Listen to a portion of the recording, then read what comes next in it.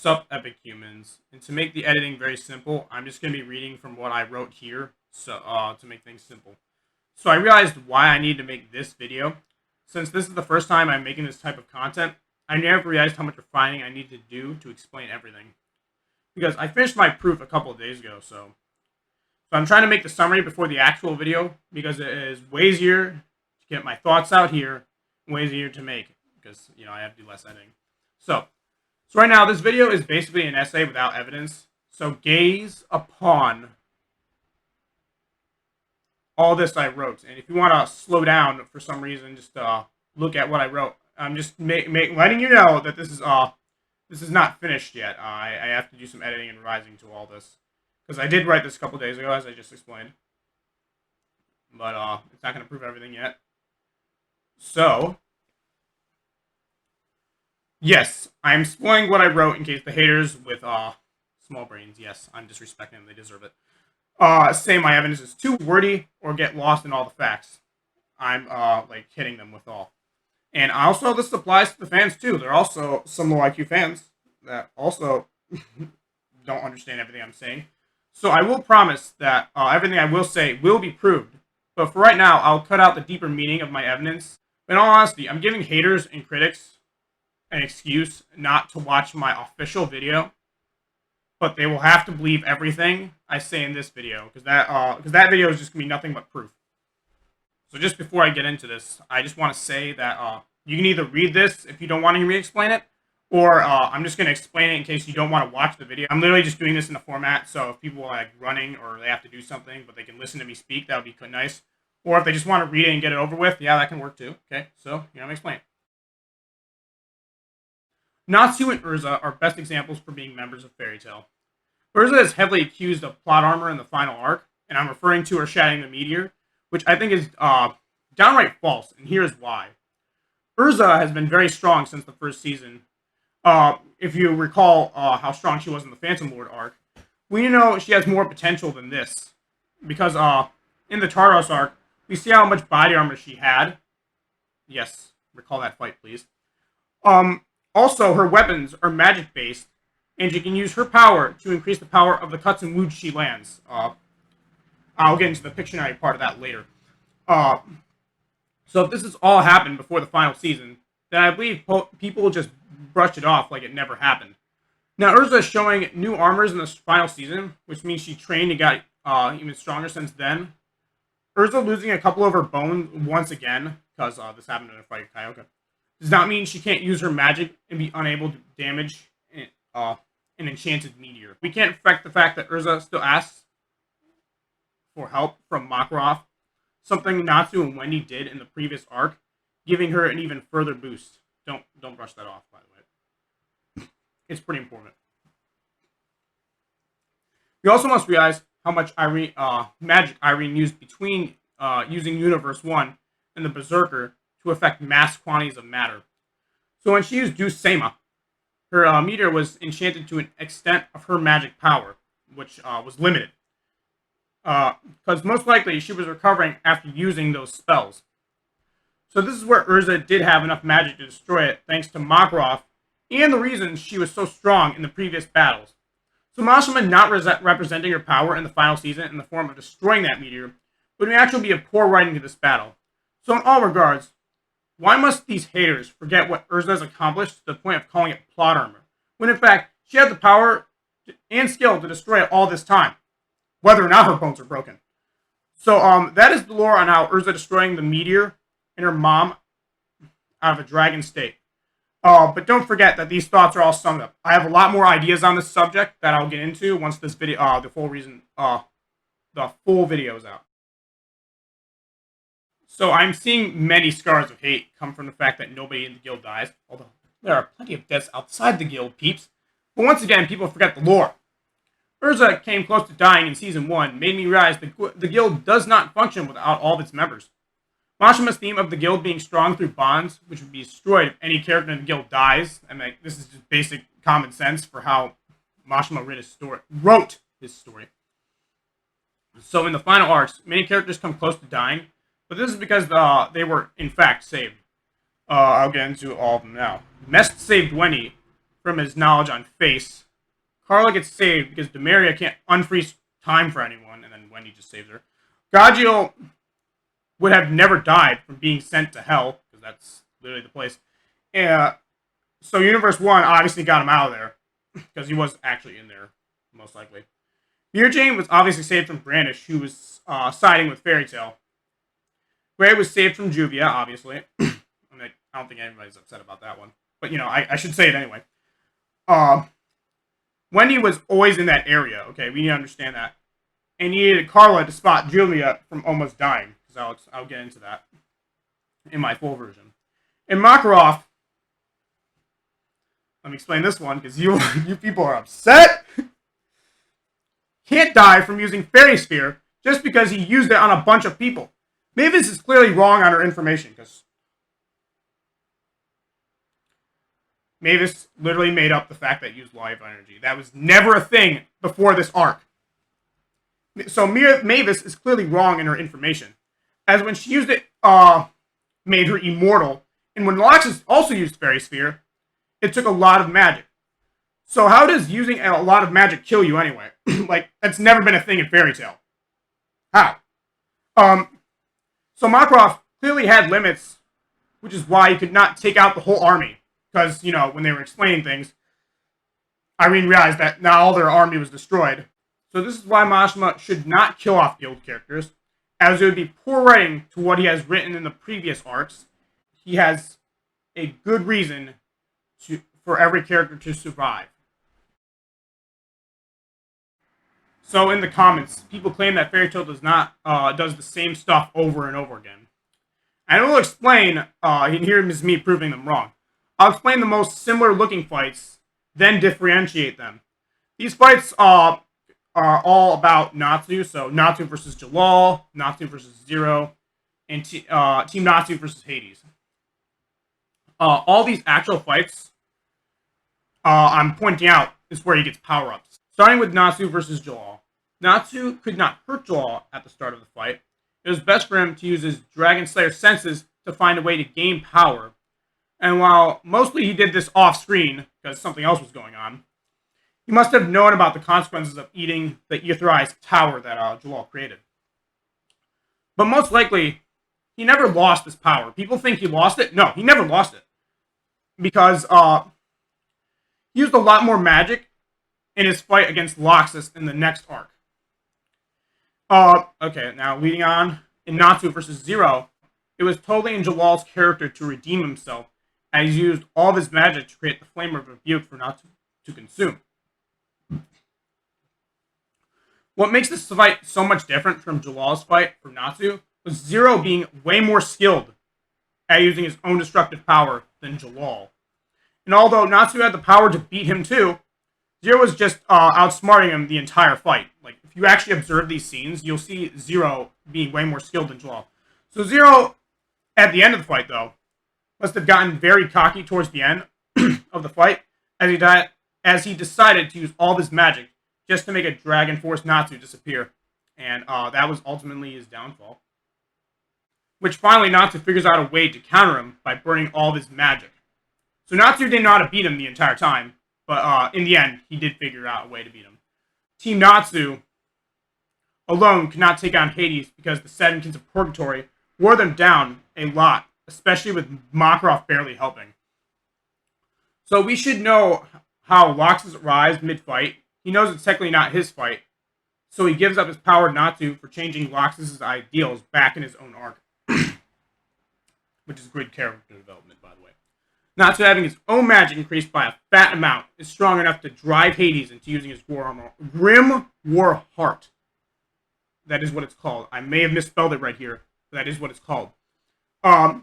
Which further evokes his ideals and how he became an antagonist. Yes, Hades' ideals. I should probably rewrite that. I know his name is Pretched and whatever, but let's not focus on the side stuff. But the Xyz finding a way to destroy it made Hades lose his invincible powers and caused the entire team to combo him.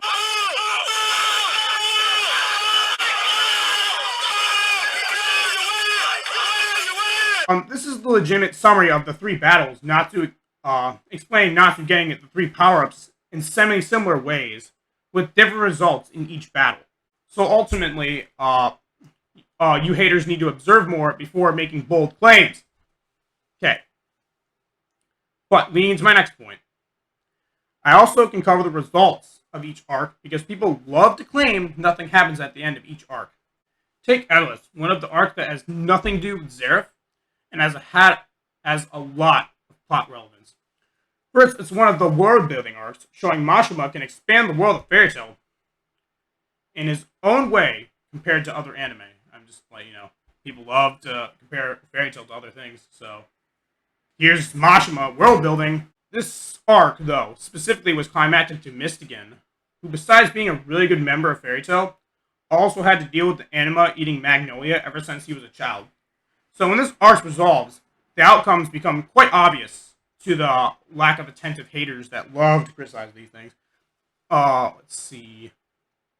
The Ellis arc explains where all X-Heats come from, why the heck there are 2 Jalals on Earthland, what happened to Lizana, as far for a fact, it's obvious Mira and Elfman hid what truly happened to her. And it also showed how 4 of the 5 Dragon Slayers got X-Seeds, just the controversial part about Gagio before this arc. And this arc did give us some foreshadowing into the Infinity Clock filler arc, which once again expands the world building. So then you can ask, what did this accomplish for the protagonist of Fairy Tail? And I will say, well, it does help Jalal partake in the Grand Magic Games. Jalal's literally stealing Mystigan's identity, but I don't think he cares. It also resolves Gagio's cat fetish, which most likely made him way more open to the guild, and I'll explain that later. So, I could go over every arc if I had the time, but since this is underrated criticism, because I don't actually see this much in comments, I can only assume most people don't care about the critics trying to point out that the Fairy Tail arcs accomplished nothing. Because in the end, that sounds really false, and I'm sure even some other haters will disagree with them. Don't click off this video yet. But I love the Fairy Tail ending quite a lot.